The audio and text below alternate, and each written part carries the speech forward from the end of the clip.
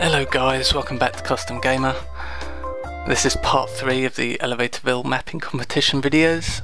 Sorry it's taken so long, finally found some free time to do this. So this map is called Elevator Action by Gambini, and this is probably, if not my favourite, then definitely my second favourite map of this pack. It's got a really interesting visual style. It reminds me a lot of Bioshock in a way. It's kind of this this place that used to be beautiful and full of great ideas has kind of been destroyed, and it's kind of been dilapidated, and there's a lot of, I get a lot of that vibe from this level. It's quite interesting. And saying that though, the visuals are kind of all over the place really. There's kind of this high-tech vibe you've got going on here, and then the map kind of changes to a kind of rusty industrial area in areas, and there's even areas where it kind of mixes ultra high-tech kind of residential and commercial areas with this kind of really dingy industrial kind of wasteland area, and it gets a bit strange. But one thing I did like is there's a lot of new textures in this map. I'm not sure if they're made by the author or if they're just kind of like a custom texture pack, but I think they work really nicely in giving the map a unique visual style. The textures remind me a lot of Doom 3 actually, mainly because of the really bright specular on them. You can kind of, everything looks a little bit plasticky, which is kind of what Doom 3 was remembered for. These doors especially just remind me of Doom. And it's also got quite a quirky sense of humour as well. Like there's a giant fix elevator button there, which made me laugh quite a bit. I quite like that. So let's talk a bit about the gameplay, shall we? It's fairly standard, kind of explore, solve basic puzzle, little bit of combat, but I think it's presented fairly well. Like for instance this puzzle here, it's kind of, you've got this giant bright yellow machine that kind of sticks out from the environment, which draws your attention as soon as you fall down here, and you notice all the cogs missing from it, so it kind of sets up the puzzle nicely of what you have to do. Now finding all the cogs was an interesting experiment. This is my second playthrough of the map, just so you know. On the first playthrough it took me a while to find all the cogs. I thought I'd found all the cogs in this area, but it turns out I'd missed one, and I spent ages looking around for it when actually it was just sitting right in front of me, which is a bit of a shame. I think it's mainly because it's so dark in this room, it's really hard to see something unless you sort of put your flashlight on it. Maybe it would have been nicer to kind of spread out the cogs a little bit more, because I think all of them bar one are in this room, which perhaps could have been a little bit better if they're spread out more. And we'll talk a little bit more about the final cog in a moment. But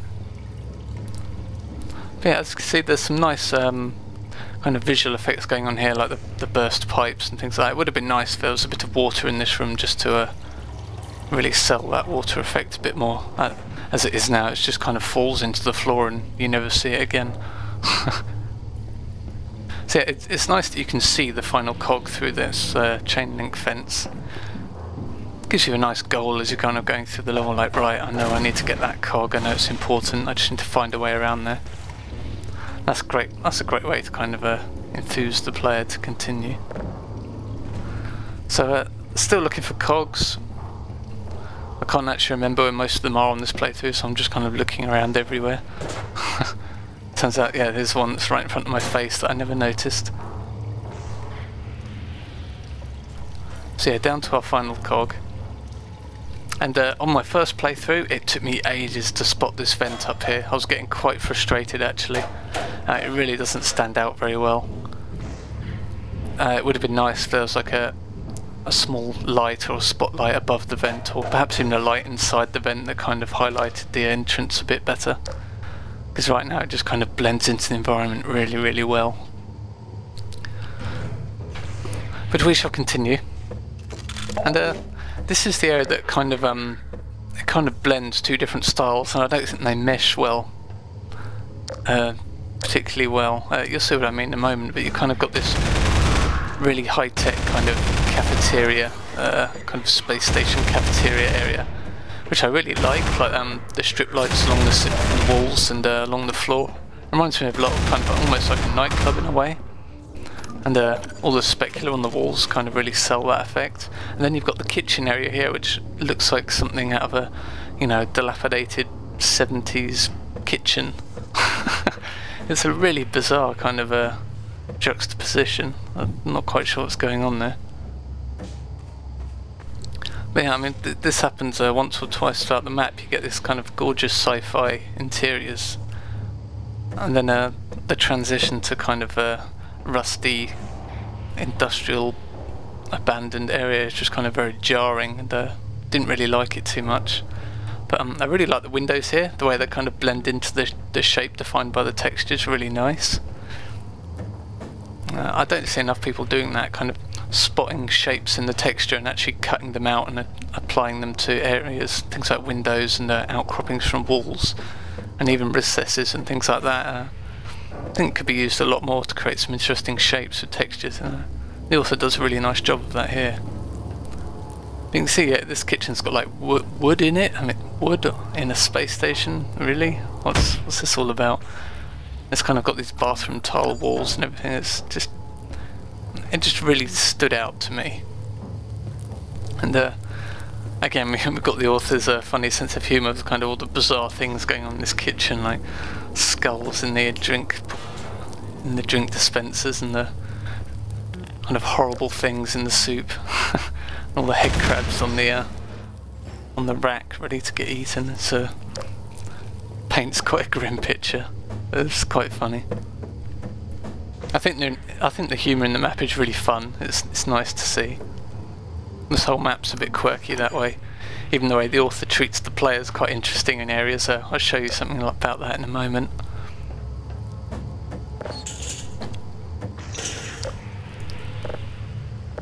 So yeah, it's got this like bizarre manually operated lifts mixed with this kind of sci-fi space station style. It's just bizarre. I mean, I'm not even sure if I dislike it. I just think it could have been put together better. Right now it's just kind of like a night and day thing. I think it could have been handled slightly better perhaps. Here we are, we found our last cog here. Now I actually forgot you could pass it under the fence here, so I brought it back here, and you'll notice the author tells you don't bring this over here, arsehole. Oh man, I burst out laughing when that happened. I thought that was hilarious. I mean, this is after seeing the giant fix elevator button, so I kind of knew he was being tongue-in-cheek with me, and it's kind of fun to see that kind of you know, jab to the side, winking at the player kind of thing, like, yeah, I'm just having fun with you, just enjoy it. And that's kind of really obvious after seeing that giant fix elevator button, and it's nice to see there as well. Kind of happens at the end as well, which we can have a look at in a moment. I just think it's really fun. I mean, like most maps, it's like deadly serious, must tell a story, and be super serious. This is Half-Life 2, and it's nice to see someone just say like, lol, playing level, we'll have fun.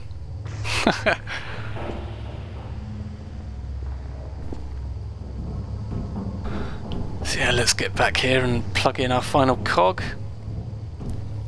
Yeah, again, like I mentioned before, it took me about 10 minutes to find that vent on the first try. I was getting quite frustrated. So perhaps that's a bit of feedback for the author in future, like make your critical routes a little bit more obvious. Have side areas be kind of hard to find like that. No problem with that, but if it's the critical path, then I think it should be slightly easier to spot. Just got to wait for the slow lift. This guy's obviously a John Romero fan. Post if you get the reference. Ah. So off we go. Again, slow lift. Pain in the ass. One thing I do like here is like, again, like the specular on the wall here. I don't know if this is the custom texture or if it comes with Half-Life 2, but the specular is really bright, makes it feel really wet. which is a nice way of communicating all that loose water down there. It's kind of interesting. Don't know if it's on purpose or not, but hey. So here we are at the giant red button, which I really like. It's kind of funny.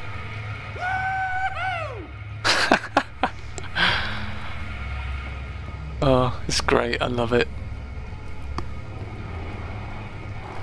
Okay, we'll go back to the elevator now.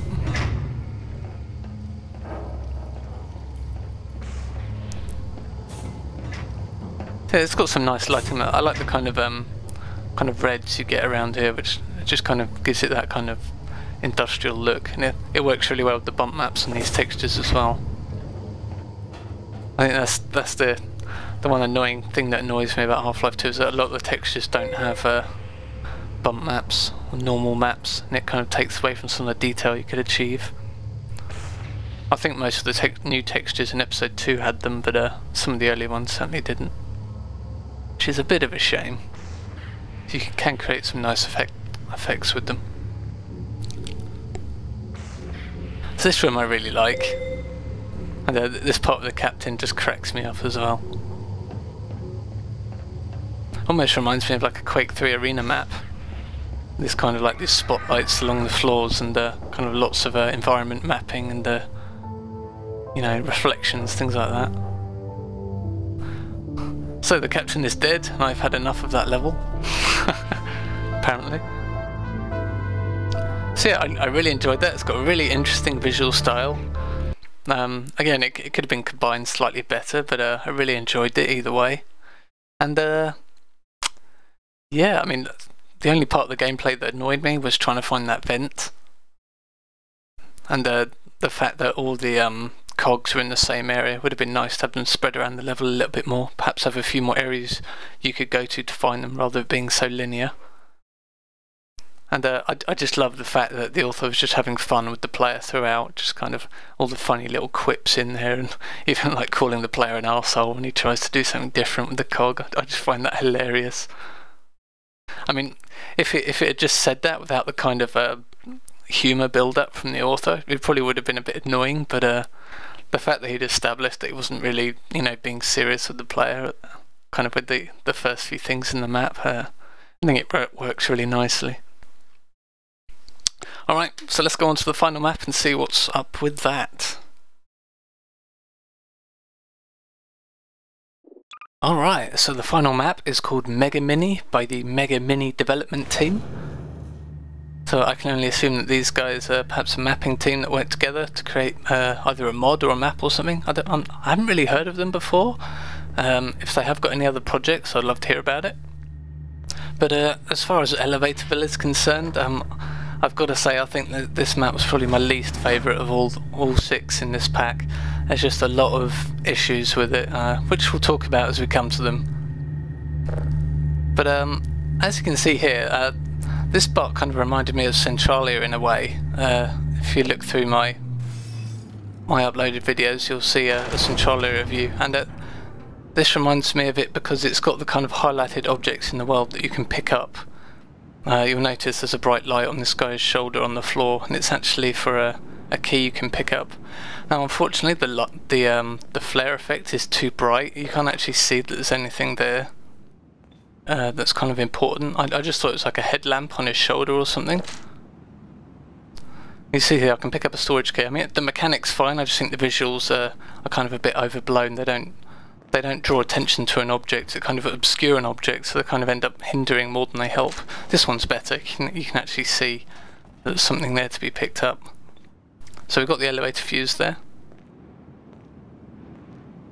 So the actual like detailing and things like that is fairly minimal throughout the map really. I mean there's an area later on which looks much better than the entire rest of the map, but as it stands it's generally a bit bland. It's kind of just a lot of basic brushwork and lighting, not much attention to detail, and there's a couple of sloppy bits here and there. And this is where I got confused again, because dev textures yet again.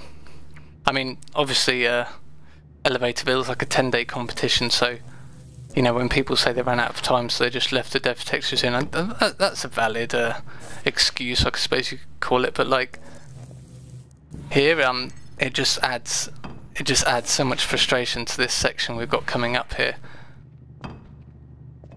I'll talk more about it when you see what I mean. I mean, you guys have probably all played it by now, but the part with all the different puzzles, like jumping puzzles and everything like that, and it's all textured in dev textures and just looks completely untested, and you know, all this.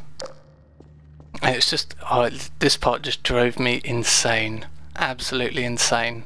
It's just, it just feels completely and utterly untested. Or if it was tested, the testers must have just missed everything that's annoying about it. It's quite amazing. So I figured I could just jump across and hit that panel. Unfortunately that doesn't work.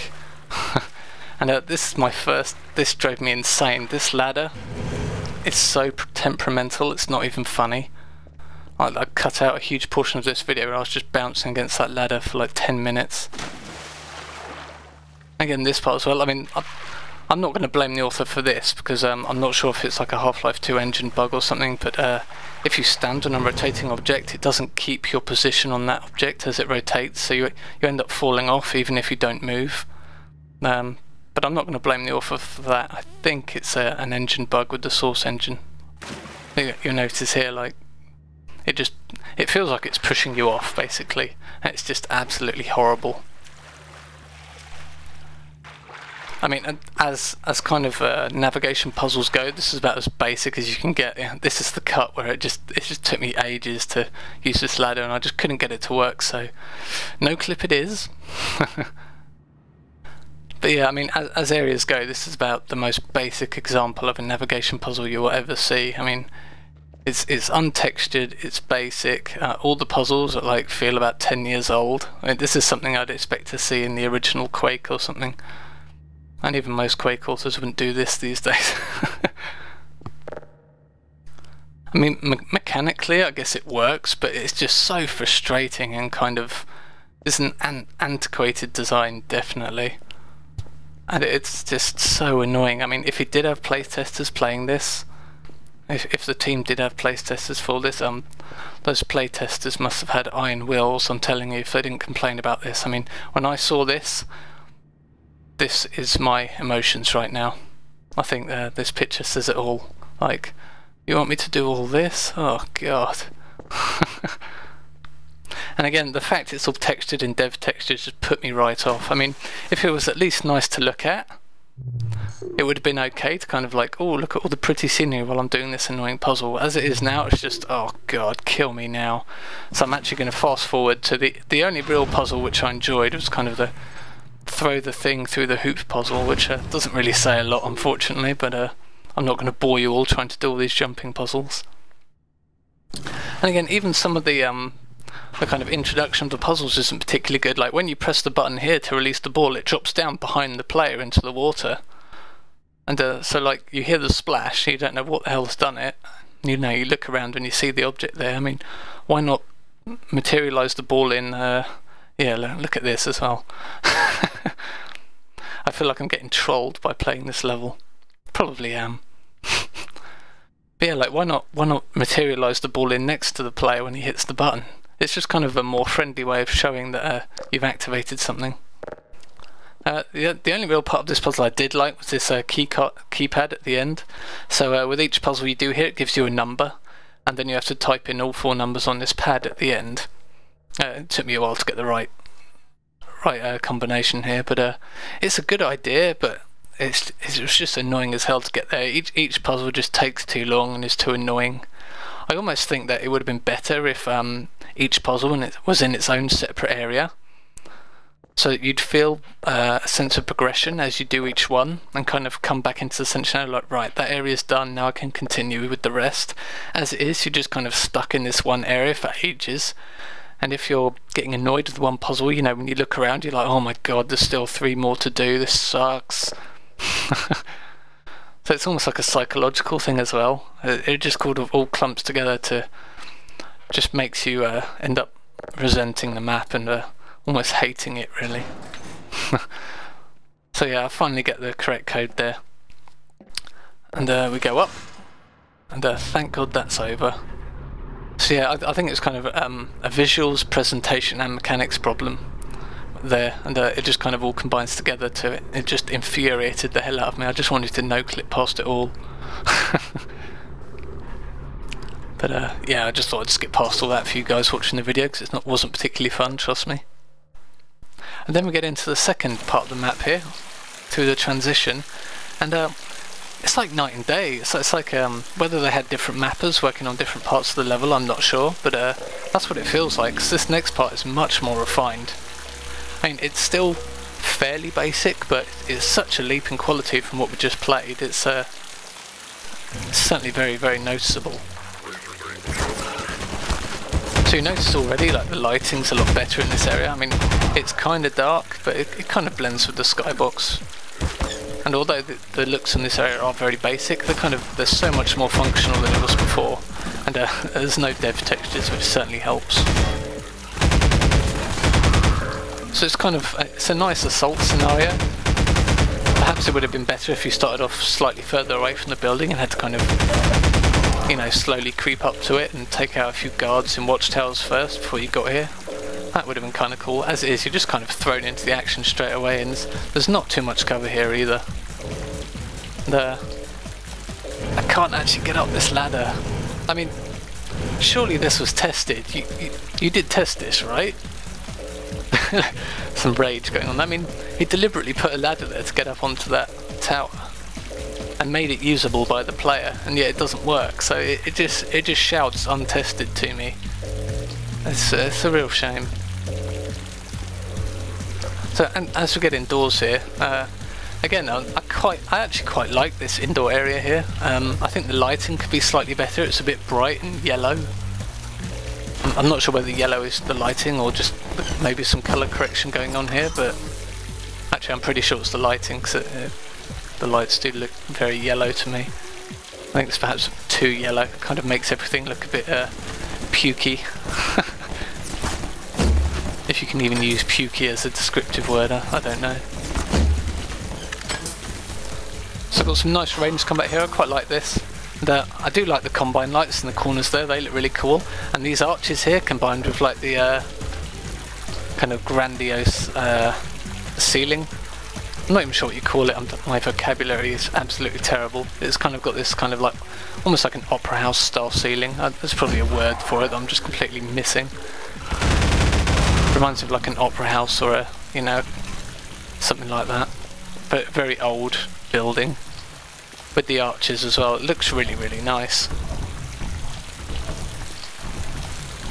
Now, this final area could have been scripted a lot better, because I mean, you can hear the hunters already, and they kind of flip out behind this door, and it's, yeah, the door just kind of folds in through them.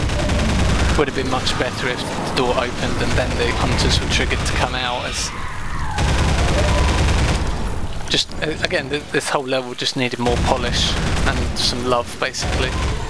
It just feels like it was thrown together in a couple of days. Maybe to reach the maybe that's what did happen. Maybe it's they were trying to reach the competition deadline. Maybe they decided they wanted to make a map in the last couple of days or so and just threw something together. I'm not sure, but yeah, it's just a complete and total lack of polish and play testing.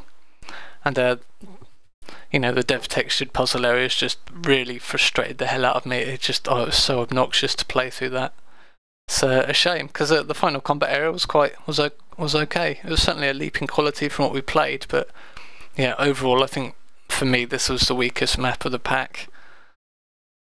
But you know, we'll see what they can come up with in the future. If it is like some mod team that made this map, so maybe they're working on something else which they'll have a lot more time to polish, so I look forward to see what they come up with in the future. Okay guys, that was ElevatorVille. I realise it's been a while since I put out some videos. I've been quite busy and just generally lacking inspiration, really, I suppose you could say. I didn't just want to have a load of boring videos go off of me just going, yeah, this is a map, it's okay, you know. I'd rather wait until I've actually got the energy to put something decent out. So I will try and put out some more videos in the future. Certainly got some Quake stuff I can do, and I will continue doing Half-Life 2 maps as they come out. Actually, I want to dedicate the final part of this video as it's a Planet Phillip release, I want to dedicate this video series to Planet Phillip. As you're all probably aware by now, Planet Phillip closed down today. I saw the news a couple of hours ago actually. I was quite shocked. I certainly didn't see it coming, although I certainly can appreciate the amount of time and effort it takes to keep a site like that running. So I just want to say thank you to Phillip for so many years of Half-Life 2 map coverage. He's done a fantastic job with Planet Phillip. It's such an excellent site. I think it's a shame that the whole site seems to be down. Maybe it's not, and someone can correct me, but it doesn't even seem that you can kind of go to old content and see what was there, like the comments and the downloads and things like that. But yeah, I just want to say thank you very much, Phillip, for so many years of hard work. I really appreciate it. And there's been so many Half-Life 2 maps that I would never even have heard about if it wasn't for your website. I'm sure it's the same for many others as well. And there's going to be a big black hole in the Half-Life 2 community, I guess, until someone steps up. But yeah, thank you very much, Phillip. And wish you the best of luck in the future, buddy. And wow, I've been going on for a while, so let's end the video now. And I'll see you guys next time.